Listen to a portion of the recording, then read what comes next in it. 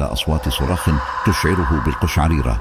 فتح عينيه ليجد أمامه رجلا طويلا ونحيفا يلبس عباءة سوداء تغطي جسده. كانت ملامحه مشوهة وعيناه تضيئان في الظلام كالنار. نظر إليه سفيان بشدة ورغم شعوره بالفزع فصرخ بأعلى صوته: أعوذ بالله من الشيطان الرجيم.